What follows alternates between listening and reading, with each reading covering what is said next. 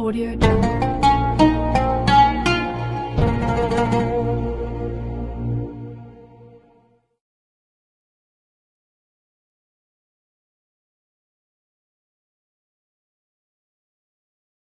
Bismillahirrahmanirrahim.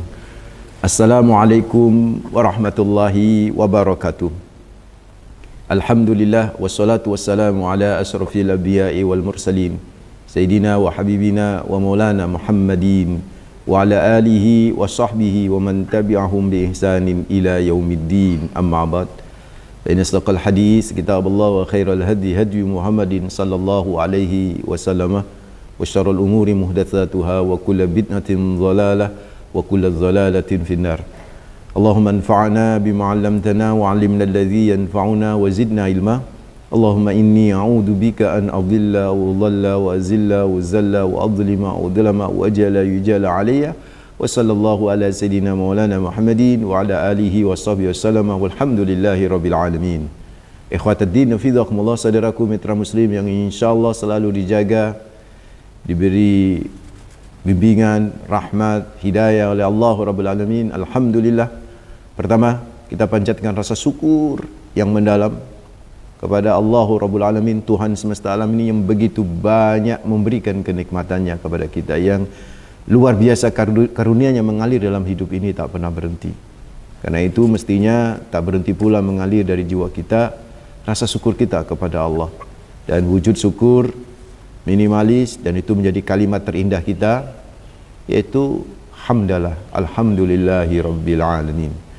Yang kedua tentu salam salawat terus kita persembahkan kepada manusia terbaik, teladan abadi bagi kita, Rasulullah Muhammad sallallahu alaihi wasallam, dengan mengucapkan Allahumma salli ala Sayyidina Muhammad wa ala ali Sayyidina Muhammad. Semoga salam salawat yang kita ucapkan kelak bisa menjadi syafaat bagi kita di hari akhir. Amin ya rabbal alamin. Mitra muslim, hafizakumullah, ada ayat yang sering kita dengar ayat ini. Ada ayat yang ya meskipun tidak terlalu familiar, tapi seringkali narasumber, khatib di mimbar membaca ayat ini. Ayat ini terletak pada surat sebelum surat Yasin. Surat Yasin itu surat yang ke-36. Maka kalau sebelumnya ini, satu surat sebelumnya, yaitu surat yang ke-35, surat Fatir, surat Sang Pencipta. Di ayat 32-33 Allah berfirman, "Tsumma awrasnal kitaba alladhina istafaina min ibadina faminhum zalimun li nafsihi wa minhum muqtasidun wa minhum sabiqun bil khairat biidznillah dzalika huwal fadlul kabir." Yang kurang lebih terjemahan ayat 32 ya. Summa awrasnal kitab, kemudian kami wariskan kepada orang-orang yang kami pilih, alladzina istafaina min ibadina, yang kami pilih dari kalangan hamba-hamba kami. Namun demikian, di antara mereka faminhum zalimun li nafsihi, di antara mereka ada yang menganiaya dirinya sendiri, wa minhum muqtasidun, dan di antara mereka ada yang pertengahan, iktisad, wa minhum sabiqum bil khairat, dan di antara mereka ada yang berlomba-lomba untuk melakukan kebaikan. Biiznillah, sudah tentu dengan izin Allah. Zalika huwal fadlul kabir, yang demikian itu adalah cita-cita yang besar. Nah, di kalangan para ulama, mitra muslim, kalau ada zalika itu, kembalinya nggak boleh jauh-jauh, rujuknya nggak boleh jauh-jauh, Mas Nasir. Rujuk kalimat pengganti itu atau kalimat isyarah itu nggak boleh jauh-jauh. Jadi kalau nggak boleh jauh-jauh, berarti yang dimaksud zalika di sini adalah sabiqum bil khairat, yaitu adalah kelompok orang yang berlomba-lomba untuk melakukan kebaikan. Yang demikian itu adalah fadlul kabir. Yang demikian itu adalah keutamaan, karunia yang harus menjadikan sebagai cita-cita bagi kita yang besar dalam kehidupan kita. Ada juga yang menyatakan zalika ini kembalinya kepada semuanya. Kepada semuanya. Kesemuanya itu siapa? Ya alladzina istafaina min ibadina. Itu orang-orang yang dipilih untuk bisa menerima, mewarisi Al-Quran. Itu bisa mewarisi Al-Quran. Sekalipun ada orang-orang yang mewarisi Al-Quran itu zalimun li nafsih. Itu yang menzalimi dirinya, nanti saya jelasin. Ada yang ya biasa-biasa saja, muqtasidun, tengah-tengah. Ada yang luar biasa. Zalika, maka yang demikian itu kemampuan, kemauan untuk menerima Al-Quran sebagai way of life, sebagai pandangan hidup, sebagai jalan hidup, itu adalah al-fadlul kabir. Itu adalah karunia yang amat besar dari Allahu Rabbul Alamin. Saudaraku, ikhwataddin hafizakumullah, ini berkaitan Al-Quran. Sebelum saya jauh lebih dalam di situ, saya kaitkan dengan surat yang lain. Surat ini mitra muslim hafizakumullah, di surat yang ke-81. Di situ Allah menceritakan bagaimana orang-orang musyrik yang ada di Mekah itu kan ya, itu mencela Nabi Muhammad sallallahu alaihi wasallam dengan Al-Qur'annya. Dianggap Al-Qur'an itu kitab-kitab tenun, kitab-kitab sihir dan sebagainya. Maka saat itu Allah di surat At-Takwir ayat 24 Allah menyatakan wa ma huwa 'alal ghaibi bidhanin wa ma huwa biqauli syaitanir rajim. Wa ma huwa 'alal ghaibi bidhanin. Tidaklah Rasulullah Muhammad sallallahu alaihi wasallam sedikit pun bakhil terhadap penjelasan kegaiban. Karena memang Nabi Muhammad sallallahu alaihi wasallam, bapak-bapak, ibu-ibu, itu bukan ahli tenun, bukan ahli sihir. Biasanya ahli sihir itu atau tenun, ahli tenun, tukang sihir, dukun misalnya, itu terhadap hal-hal yang gaib pelit, kecuali mau bayar baru dikasih. Nabi tidak. Tuduhan terhadap Nabi itu yang sering Nabi terima dari kalangan musyrikin saat itu seperti itu. Dianggap tukang sihir dengan Al-Qur'annya. Maka Allah jawab, "Wa ma huwa 'alal ghaibi bidhanin." Tidaklah dia Rasulullah Muhammad sallallahu alaihi wasallam itu pelit, bidhanin, itu menutup-nutupin hal-hal yang gaib. Nabi akan jelaskan semua apa yang ada dalam Al-Qur'an. Wa ma huwa biqauli syaitanir rajim. Dan bukanlah pula dia Al-Qur'an merupakan perkataan setan yang terkutuk. Jadi bicara Nabi, bicara Al-Quran, saudaraku. Nah, saat itulah di ayat ke-26, ini kalimat yang indah yang diberikan oleh Allah sebagai sebuah pertanyaan kepada orang-orang yang meninggalkan Al-Quran, kepada orang-orang yang meninggalkan Rasulullah, berarti meninggalkan sunnah, meninggalkan Al-Quran. Fa aina tadhhabun? Mau kemana kalian? Jadi memang ibu bapak hafizakumullah, mitra muslim, di beberapa pakar tafsir itu fa aina tadhhabun, itu memang ada dua penafsiran. Fa aina tadhhabun? Mau kemana kalian setelah meninggalkan Al-Quran dan setelah meninggalkan As-Sunnah? Mau kemana? Mau ke neraka? Begitu bahasanya. Atau mau kemana kalian setelah meninggalkan As-Sunnah dan Al-Quran? Apa mau balik lagi kepada Al-Quran dan Sunnah? Berarti mau balik lagi kepada Allah. Fa'aina tadhhabun? Kepada Allah, kepada surganya, kepada kenikmatannya. Itu ada dua kemungkinan. Nah, kalau kita memahami dua-duanya kita pakai. Fa'aina tadhhabun? Mau kemana kalian pergi? Mau kemana kalian setelah awalnya meninggalkan Al-Quran? Mau balik lagi kamu kepada Al-Quran, mau balik lagi kalian kepada As-Sunnah, maka itu artinya fa'aina tadhhabun. Maka jawaban kita apa? Mana? Ya ke surga Allah Rabbul Alamin. Dengan kembali kepada Al-Quran, dengan kembali kepada Sunnah, dengan kembali menjadikan Al-Quran sebagai petunjuk hidup, kembali kepada Sunnah sebagai petunjuk hidup, hadis-hadis Rasulullah Muhammad sallallahu alaihi wasallam ya, sebagai petunjuk hidup, ya sudah tentu saudaraku, ikhwatatina fillah, balasannya adalah surga. Nah, disinilah untuk bisa menuju surga, untuk bisa kembali kepada Al-Quran. Dan kita sudah sejak awal mewarisi dalam hidup kita itu Al-Quran. Sebagaimana yang kita bahas dalam surat Fatir ayat 32 itu. Tsumma aurasnal kitab. Nah, ini nyambungnya di sini. Kita lu sudah nerima Al-Quran. Kita lu sudah mau menjadikan Al-Quran sebagai bagian dalam hidup kita. Nah, cuman masalahnya yaitu tadi. Ada yang jalur cepat. Maaf, ada yang jalur lambat, ada yang jalur cepat, ada yang jalur khusus menuju kepada hadis, menuju kepada Al-Quran dan Sunnah. Dalam arti ini ada fa'inat tadhabun, itu ilal jannah, yaitu menuju kepada surga.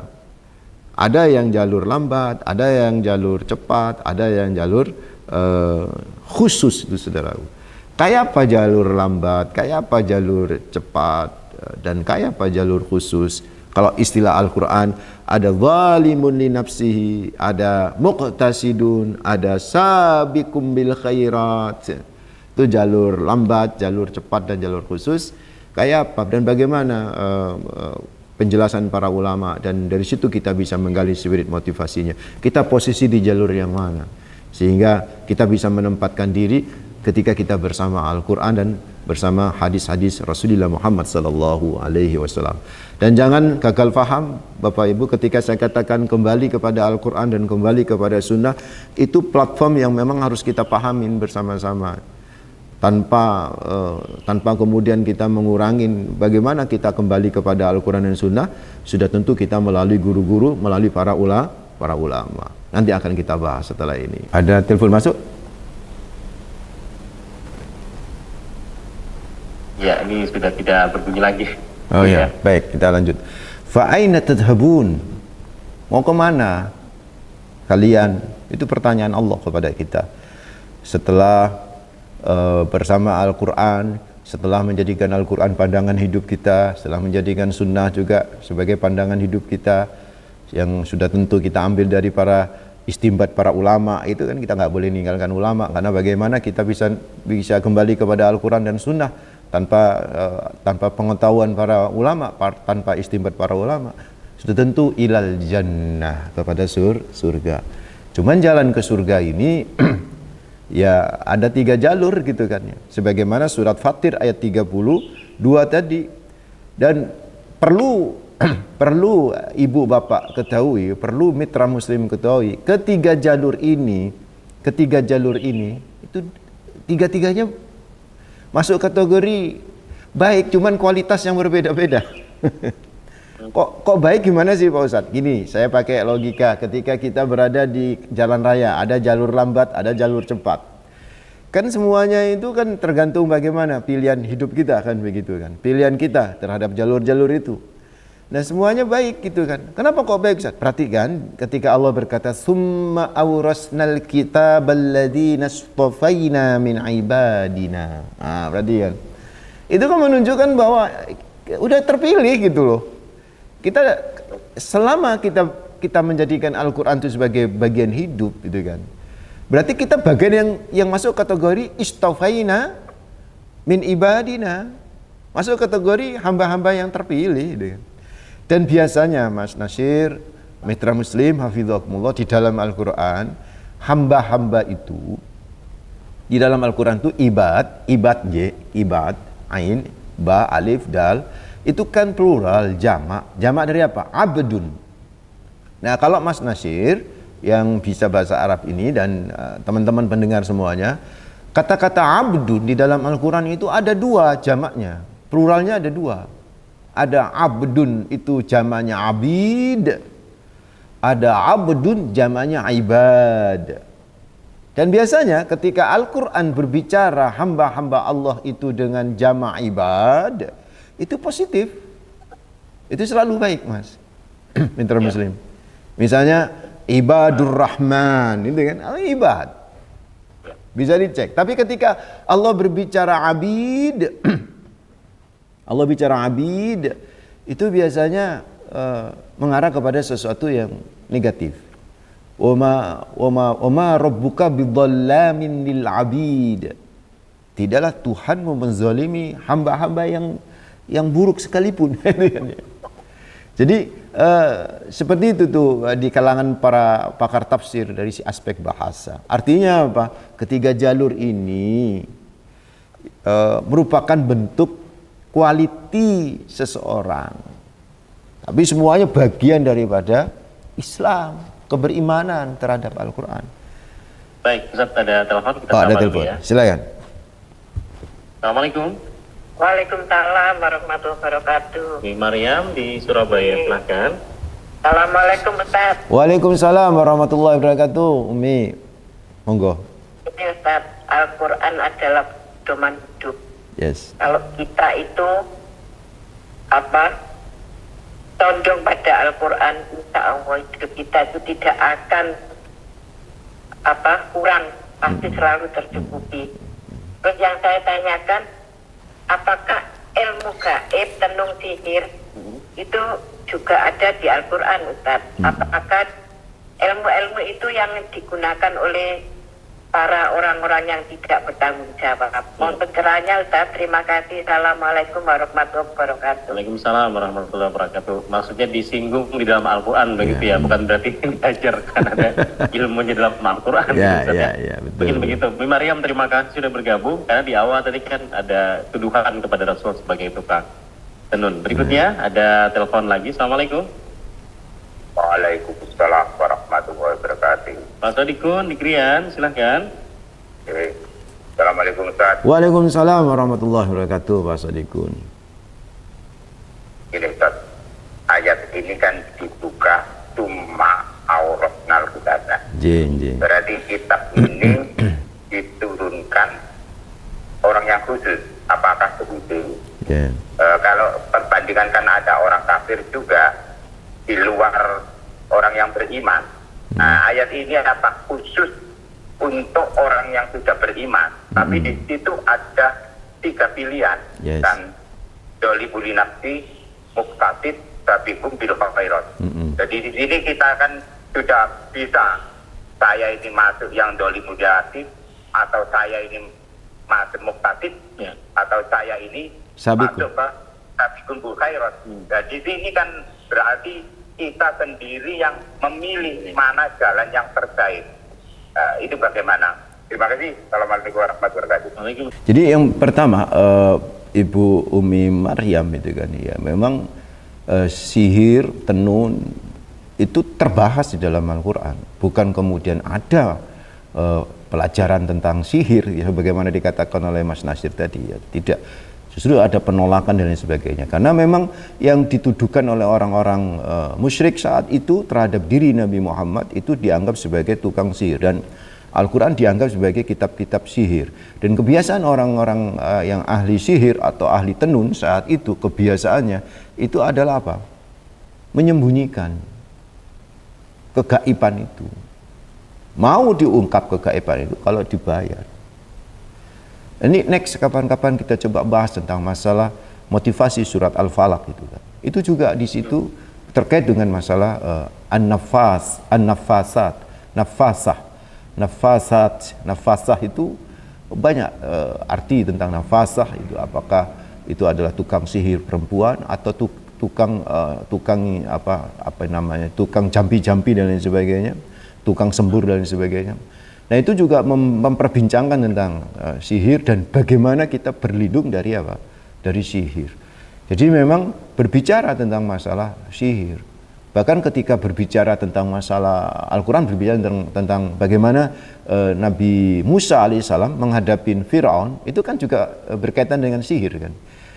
Bagaimana Nabi Musa berhadapan dengan Fir'aun yang memiliki tukang-tukang sihir, dan akhirnya tukang-tukang sihirnya itu ada takluk terhadap siapa? Nabi Musa alaihissalam. Ini juga berbicara masalah sihir.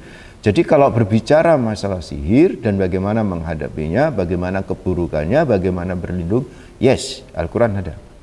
Tetapi kalau berbicara sihir dalam konteks ada pelajarannya, ya itu tidaklah Al-Quran. Al-Quran ya bukan kitab sihir, ya.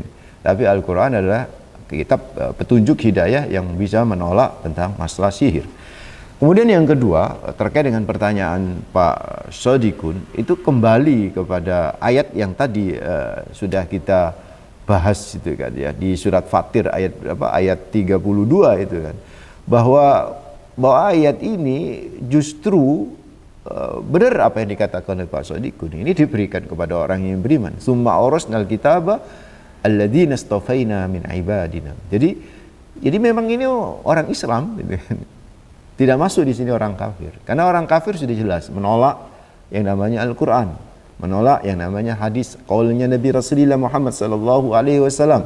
Apa yang muncul dari Nabi ditolak itu kan. Itu oleh orang-orang kafir. Orang musyrik pun demikian, orang munafik pun demikian. Jadi yang di sini adalah orang-orang Islam, orang-orang yang beriman. Cuman kualitinya itu yang berbeda-beda. Mari kita coba masuk biar lebih jelas lagi. Di mana letak kualitinya yang berbeda? Ya, ada jalur lambat, ada jalur cepat, ada jalur khusus. Ketika seseorang itu sudah kembali kepada Al-Quran, dalam rangka apa untuk kembali ke Al-Quran? Fa'aina tadhhabun? Mau kemana setelah kembali kepada Al-Quran? Ilal jannah, menuju surga. Itu kan masalahnya. Setelah menjadikan Al-Quran sebagai way of life, jalan hidup, setelah kembali kepada Al-Quran dalam rangka zahibun ilal jannah, dalam rangka untuk pergi kepada surga. Nah ini at-tariq ilal jannah, at-tariq ilal jannah, jalan menuju surga ini yang pilihannya berbeda-beda sesuai dengan kualitas personal pribadi orang-orang yang beriman ini yang menjadi pilihan hamba-hamba pilihan. Yang pertama, jalur lambat yang disebut oleh Al-Qur'an faminhum zalimun li nafsi. Saya coba bacakan. Istilah Al-Quran dengan zalimun li nafsi ini menurut sebagian para ulama yaitu orang Islam Pak Sodikun, orang yang beriman kepada Allah dan kepada hari akhir, tapi suka meninggalkan kewajiban, gak sholat, itu zalimun li nafsi. Bahkan wis gak sholat, ono wong gak sholat tapi api kan ada tuh ya. Orang gak sholat tapi berbaginya bagus, orang nggak sholat perangainya bagus, orang nggak sholat gak mau limo, gitu kan ya. Nggak mau limo itu nggak mendem, nggak apa ya kalau bahasa Indonesianya nggak mabok, nggak judi, nggak berzina, itu ada itu kan. Nggak sholat tapi ya kan. Tetapi rata-rata yang orang nggak sholat itu ya biasanya diiri dengan perbuatan apa? Maksiat, karena sholat ini sebagai apa? Benteng kan. Sholat itu sebagai apa? Benteng. Tanha anil fahsya'i wal munkar. Ini orang kalau sudah nggak sholat hilang tuh imunitas dia terhadap kemaksiatan. Makanya ini zalimun li nafsi. Orang yang berbuat maksiat juga meninggalkan apa? Kewajiban. Nah, zalimun li nafsi ini mampir dulu ke neraka. Karena masih mampir, makanya disebut jalur lambat. Nggak pulang-pulang gitu loh Mas Nasir. Kan sesungguhnya kata almarhum Mbah Maimun Zubair ya, guru kita itu kan ya. Itu sesungguhnya orang Islam itu panggonane nek wong Jawa ngomong. Tempat tinggalnya itu adalah di surga. Jadi kalau ada orang Islam masuk neraka, itu sesungguhnya bukan tempatnya. Cuman mampir. Wong namanya mampir kan berarti bukan tempatnya, kayak kita misalnya mau pulang ke rumah mampir ke tetangga, mau pulang ke rumah mampir ke mall. Mall dan tetangga kan bukan rumah kita. Rumah kita yang sungguhnya ya rumah kita, ya surga itu gitu loh. Maka disebut jalur lambat karena masih mampir dulu. Ini diperkuat dari Abu Darda qala, ketika beliau berkata sami'tu Rasulullah sallallahu alaihi wasallam yaqul, Rasulullah pernah bersabda, summa awrasnal kitab alladzina istafaina min ibadina faminhum zalimun li nafsi. Di antara mereka yang menerima Al-Quran itu ada yang zalim terhadap dirinya. Qala, berkata Rasulullah, fa ammad zalimu li nafsihi fayuhbasu hatta yusibahu alhammu wal husnu summa yadkhulul jannah. Yang disebut zalim li nafsi itu adalah orang yang tertahan sehingga dia tertimpalah kegelisahan, kesedihan karena berada di dalam neraka. Summa yadkhulul jannah, setelah itu masuk surga. Karena itu lambat. Mau kita jadi orang yang ke surganya lewat jalur lambat, mestinya kan tidak mau kalau sadar. Masalahnya banyak yang nggak sadar. Kapan orang itu nggak sadar? Ketika nafsu sudah menguasainya.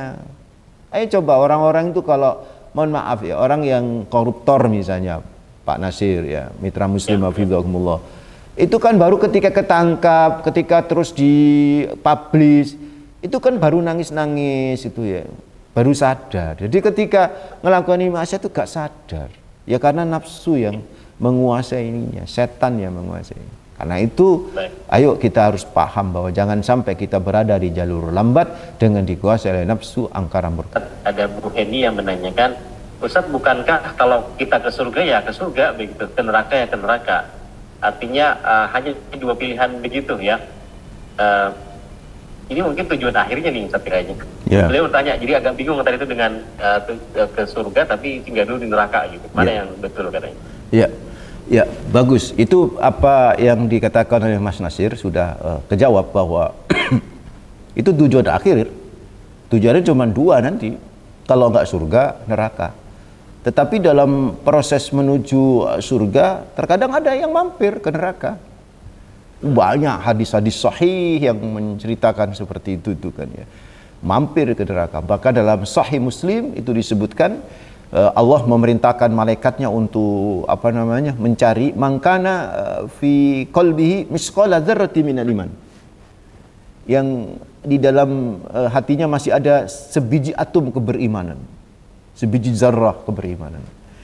Itu dicari sama malaikat tuh, diengker-engker keraknya neraka itu kan ya. Ketemu itu sudah sebesar jempol. Jadi sudah terbakar manusianya sampai sebesar jempol. Sampai malaikat berkata, ini yang kau masuk di dalam hatinya masih ada sebiji atom iman. Yes. Masukkan dia ke haudul hayah, telaga kehidupan. Masuklah dia kepada telaga hidup. Jadilah manusia, masuklah dia surga. Nah ini jalur lambat. Waliyadzubillah, na'udzubillah. Kalau bisa ya minimal yang jalur ini, jalur cepat dan apalagi jalur khusus. Jalur cepat itu muqtasidun. Muqtasidun itu apa? Iktisad. Iktisad itu pertengahan. Jadi tadi Ibu siapa yang tanya tentang neraka dan surga. Wah, ini malah ada namanya di sini Mas Nasir, Al-A'raf. Al-A'raf. Al-A'raf. Jadi jalur cepat ini, jadi ciri-ciri orang yang berada di jalur cepat ini adalah orang yang selalu menjalankan kewajiban. Selalu menjalankan kewajiban. Nggak mau dia melakukan perbuatan haram. Kalau toh akhirnya melakukan perbuatan haram, dia langsung balik lagi istighfar kepada Allah. Tapi dia jarang melakukan hal-hal yang sunnah. Bahkan sering dia melakukan yang makruh. Ini namanya apa? Ya, jalur muqtasidun, ya, orang-orang yang iktisad, yang istilahnya Rasulullah, ini orang-orang yang sama antara amal baik sama amal buruknya itu same gitu kan. Dan orang-orang yang model kayak begini, ini masih transit juga ini, tapi tidak transit di neraka. Ini yang disebut ashabul a'raf, yaitu orang-orang yang posisinya berada di atas a'raf. A'raf itu semacam dinding pemisah antara surga dan neraka. Memang orang ini beramal soleh namun terkadang melakukan yang makruh, bahkan sempat tergelincir kepada perbuatan yang haram. Pernah suatu saat Jabir bin Abdullah radhiyallahu anhu itu menceritakan, su'ila Rasulullah sallallahu alaihi wasallam an istawat hasanatuhu wa sayiatuhu faqal ulaika ashabul a'raf lam yadkhuluha wa hum yat'amun. Jadi ditanya kepada Rasulullah Muhammad sallallahu alaihi wasallam, ya Rasulullah, bagaimana nasib orang yang antara kebaikan dan keburukannya sama? Maka Nabi berkata, ulaika ashabul a'raf. Mereka itu adalah orang-orang yang tinggal di al-a'raf. Al-a'raf itu kayak tower gitu kan ya, pemisah yang tinggi. Dia lam yadkhuluha, tidak masuk ke surga, wa hum yat'amun. Padahal dia pingin masuk surga, cuma nanti akhirnya masuk surga. Ini rodok cepat ketimbang yang tadi itu, makanya saya sebut jalur cepat. Ada yang lebih bagus lagi dan mudah-mudahan kita termasuk yang ini, Mas Nasir, yaitu orang-orang yang sabiqum bil khairat. Itu orang-orang yang berlomba-lomba. Orang sabiqun dari kata sabak. Sabak itu mendahului. Dalam perbuatan amal saleh selalu mendahului. Sabiqum bil khairat. Berlomba-lomba, bercepat-cepat. Kalau sholat ya lebih awal dia datang, ya kan? Kalau mau bayar zakat udah nggak pernah nunda-nunda. Nah, besok udah nggak perlu nunggu besok untuk bersedekah. Nggak perlu nunggu besok untuk beramal soleh. Amalan sunnah tidak pernah ditinggalkan. Amalan yang wajib sudah pasti dikerjakan. Amalan sunnah tidak pernah ditinggalkan. Amalan makruh tidak pernah juga dilakukan. Jangankan makruh, yang mubah aja nggak dilakukan. Ini orang-orang hebat. Orang-orang seperti inilah jalur khusus, yaitu jalur super cepat, mitra muslim. Inilah orang-orang yang masuk surga tanpa mampir neraka, bahkan bisa jadi bi ghairi hisab. Minas salihin, orang-orang ini termasuk orang-orang yang saleh, termasuk minas suhada, minas siddiqin, minal anbiya, ini termasuk kelompok-kelompok ini nih. Wa hasuna rafiqa, dan ini sebaik-baiknya teman yang kalau kita temanin itu. Makanya bertemanlah dengan orang-orang yang soleh. Ya, bertemanlah dengan para guru-guru yang soleh. Kenapa? Istilah guru saya itu, Mas Nasir, ya kita terkadang bisa gandol. Gandol apa? Gandol itu apa? Bonceng, ngikut sarungnya orang-orang yang soleh itu, serbannya orang-orang yang soleh. Apa bisa? Bisa. Makanya Syekh Hasan Al-Basri, jangankan orang yang soleh ya, dengan teman-teman yang soleh saja kita kalau bisa perbanyak. Kenapa? Karena kelak mereka-mereka lah yang bisa menjadikan gandolan kita, boncengan kita ke surga. Kok bisa? Syekh Hasan Al-Basri pernah berkata, istaksiru minal asdiqa'il mu'minin fa inna lahum syafa'atan yaumal qiyamah. Kata beliau Syekh Hasan Al-Basri, perbanyaklah kawan-kawan yang beriman, yang soleh, karena kelak itu akan bisa menjadi syafaat bagi kalian. Itulah kenapa saudaraku, seorang yang hebat seperti Ibnu Qayyim Al-Jauzi itu sambil meneteskan air mata berkata kepada murid-muridnya, wahai anak-anakku, kalau engkau nanti berada di surga tidak ketemu aku, is'alu, cari aku, dan katakan kepada Allah bahwa sesungguhnya aku pernah mengajarkan ilmu kepada kalian. Itu bayangkan sekaliber siapa? Ibnu Qayyim Al-Jauzi, murid daripada Ibnu Taimiyah.